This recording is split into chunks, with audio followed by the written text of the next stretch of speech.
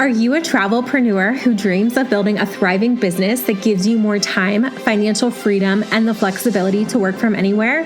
Then you're in the right place, my friend. This is the Passports, Profits, and Pixie Dust podcast. I'm Lindsay Dollinger, and I've built multiple six-figure businesses while traveling the world, living life on my terms, and helping women entrepreneurs do the same. Whether you're a travel advisor, an online business owner, or someone looking to add more adventure and income to your life, this podcast is here to guide you. Each episode, I'll bring you business strategies that actually work, productivity hacks, branding and marketing expertise, and plenty of pixie dust fun to help you create a business that fuels your passion for both profits and travel. So if you're ready to scale your business, attract more leads, and build a brand that lets you work from anywhere in the world, let's dive in and create and own your magic together. Hey friend, welcome back to Passports, Profits, and Pixie Dust. I'm Lindsay Dollinger, agency owner of At Last I See the World Travel, and today I'm going to talk to you about the trust formula. Why clients decide to hire you before they ever talk to you. Because have you ever had someone fill out your inquiry form, jump on a discovery call, and book before you even finished explaining your services? Then you've probably had the exact opposite happen as well. Someone asks for a quote, they request 5 revisions, and they're nothing similar to each other. They tell you that they're excited and they disappear. Now, we did talk about ghosting last episode, so go back and listen to that episode as well, because that is kind of a little bit different than what we're talking about today. Same idea, different piece that we are diving into. And the difference between those two scenarios that I just mentioned is probably not your pricing, it's probably not your itinerary, and it's probably not even your sales skills. It is the trust. So today's episode is all about why clients decide that they trust you before they ever get on a Zoom call or answer an email or send a proposal. And if you understand how trust is built, marketing becomes easier, sales become easier, and content creation even becomes easier, more natural, simpler. Because every piece of content you create is either building trust or it's asking people to trust you before you've earned it. And we want to earn it. So we're going to dive into that today. So people buy from people, I'm sure you know, that they know, love, and trust. And you're like, but Lindsay, how does that happen? So I want you to think about your own buying habits. If your best friend recommends a restaurant, you probably try it, right? That's the reason that influencer marketing has become such a huge thing in the world, just in general. I won't even say in the US, in the world, because if a random stranger on the internet that you follow and that you trust and who it seems like a lot of other people do as well recommends it, maybe you're going to try it. Maybe not though. So the trust is the piece that is like the key factor in all of this. And travel works the same way. Clients aren't just buying a vacation. They're trusting you with thousands of dollars, right? Their vacation time, family memories, their honeymoon, their anniversary, their family reunion, sometimes the biggest trip, or maybe their first international trip. This is a huge emotional responsibility, and this is why trust matters. So principle 1 that I want to talk to you about today is authority. So we're going to start here. So authority doesn't mean acting like you know everything. It means demonstrating competence. Confidence. We've been talking about confidence a lot the past few episodes. I do have episodes like way further back, diving even further into confidence. So if this is something that you feel like you need to dive into, just search confidence and you'll see all of the titles that come up for episodes that I've done on this before. And experience. So authority answers one question. Can this person actually help me? Think about your own content. Do you regularly teach? Do you explain travel tips and explain maybe even how you know them and why you know them and your experience with them? Do you answer common questions? Do you simplify complicated topics? Because every time you educate, you're building authority. You are positioning yourself as an expert. Even if you don't even consider yourself an expert, you are one step ahead of the people who are reading your content. They're absorbing it, right? Authority isn't coming just straight out and saying, I'm an expert at XYZ. Although I guess you could with like, I'm a specialist in this thing. Authority is making your audience think, wow, she really knows her stuff. And that's a huge difference in mindset shift and attitude shift, right? Principle number 2, social proof. Here's one of the strongest psychological triggers we have. People look at other people when making decisions. It's why restaurants have reviews. It's why TripAdvisor exists. It's why we ask for recommendations on our social media of heck, a travel advisor or your favorite hotel in XYZ location. It's why Amazon shows thousands of ratings and reviews. Heck, it's why you can get paid. I don't know why I keep saying heck, but I do. But it's why you can get paid for rating and reviewing things on Amazon as well. Because humans naturally think, well, if it worked for them and if they see themselves, somehow relating or being something in common with that other person, if it worked for them, maybe it'll work for me. As travel advisors, social proof isn't just testimonials. It's client photos, trip reports, success stories, screenshots of kind messages, families smiling in front of Cinderella Castle, couples celebrating anniversaries, groups sailing together, real experiences, not stock photos, real people. These stories allow future clients to picture themselves with you, and this is why those testimonials and that social proof that we share is so, so important. Principle number 3 is familiarity. Here's something fascinating. Psychologists call it the mere exposure effect. Basically, the more often we see someone, the more we tend to trust them.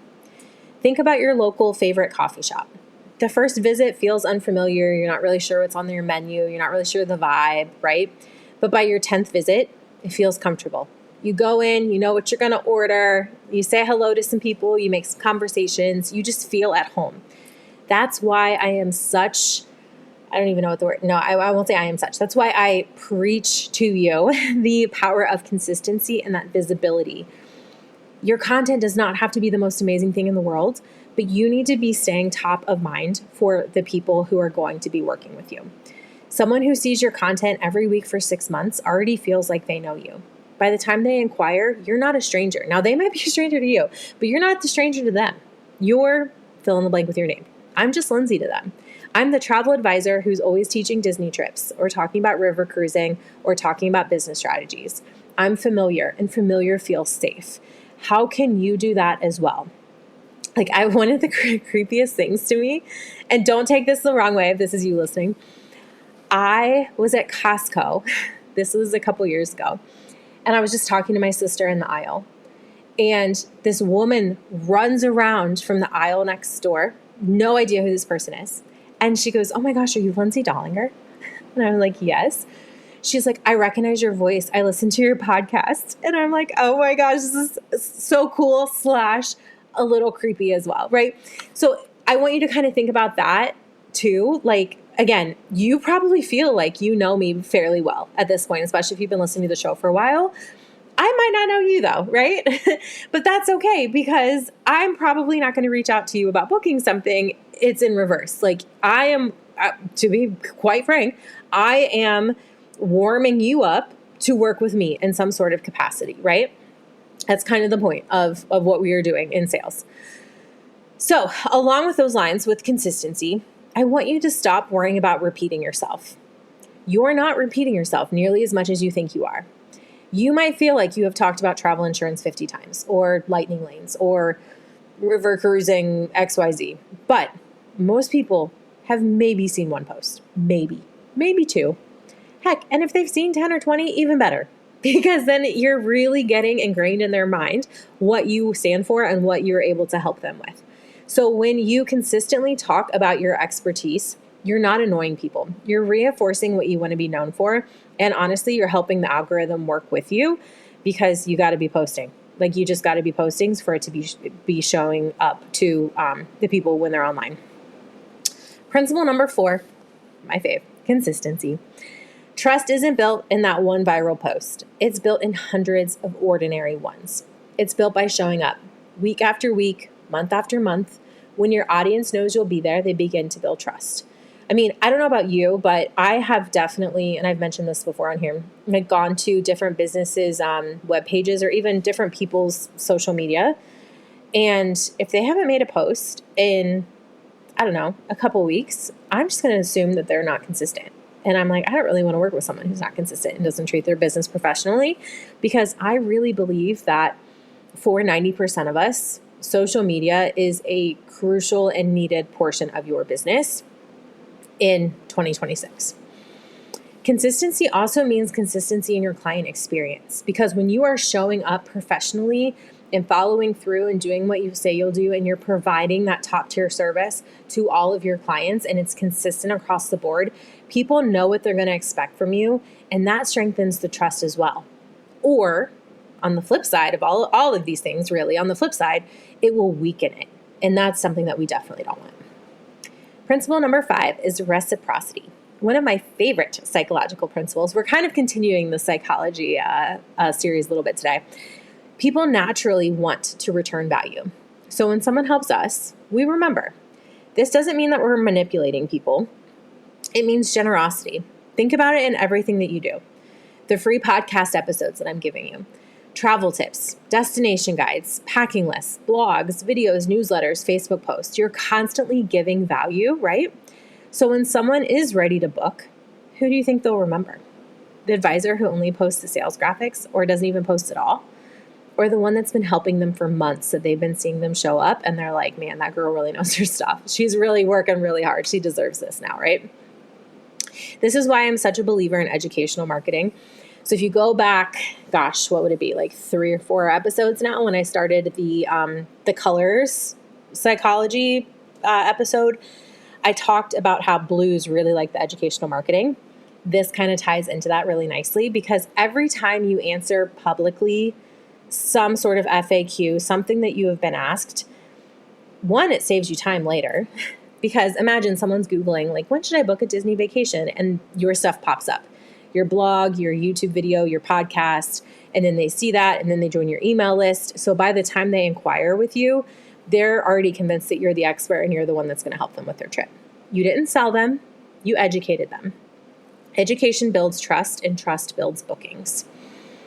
So the fastest way to lose trust, in my opinion, other than like lying or being dishonest about something, is trying to look perfect. People connect with authenticity. And I do think that word gets thrown around a lot. Like, what does being authentic actually mean, right? Tell about the trip that went sideways. Share what you learned. Talk about mistakes. Talk about your client wins. Share the behind the scenes moments. Share the stuff that's not perfect. Share the hard things.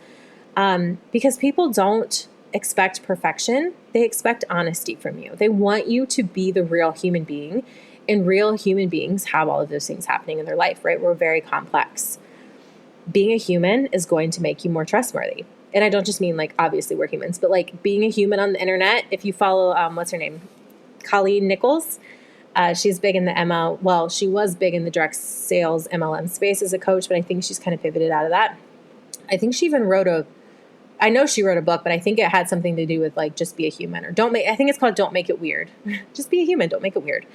Anyway, I want you to think like a client. So here's a little exercise for you. Pretend you know nothing about yourself. And you land on your own website.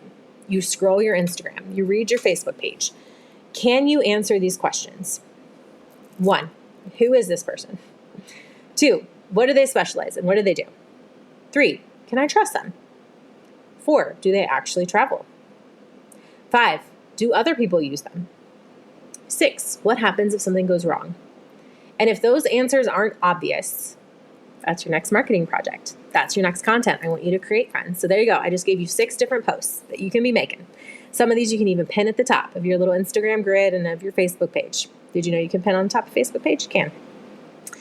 Your marketing isn't about this week. So here's where so many advisors get discouraged. You post something, no one comments, no one books. You think, well, that was a waste. But friend, it really wasn't, because that trust compounds, that consistency compounds.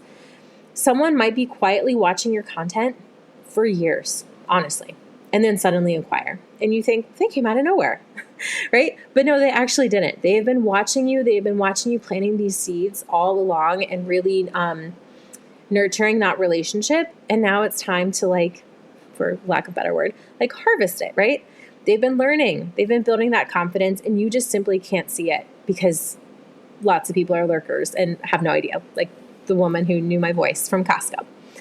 So your homework this week is, instead of asking, what can I sell? I want you to ask yourself, what questions can I answer? What fears can I reduce? What confusion can I eliminate? That's trust marketing. And that trust marketing can help you with your social media marketing and your email and anything else that you were doing, and make all that simpler too. and it creates long-term business for you. And that's what we all want. So if there's one thing that I hope you remember today, it's this. People don't hire the advisor with the fanciest logo or the prettiest website or the biggest social media following. They hire someone that they trust. And trust isn't built overnight. It's built every post you make, every time you educate, every time you show up, every time you tell the truth, every time you serve before you sell. That's why your marketing matters. Not because every post leads to a booking, although that would be nice. Not because every post is another deposit into the trust bank. But because one day, when someone is finally ready to plan that dream vacation, they'll remember the advisor who really showed up for them. And hopefully, that's you. So if today's episode encouraged you, I would love for you to share this with another travel advisor. Please like and subscribe to the show. Share it. Let me know your biggest takeaway. And until next week, go out there and create and own your magic. Talk soon, friend. And that's a wrap on today's episode. I hope you're leaving today inspired, Princess, to create, own, and spread your magic to the world. If you found value in this episode or know a girlfriend who needs to hear it, would you screenshot it and send it to her? And if you're feeling really generous, pop it up on your IG stories and tag me at Lindsay Dollinger so I can see you loved it and tell you thank you. I appreciate you. Now let's go do some amazing things. Bye-bye.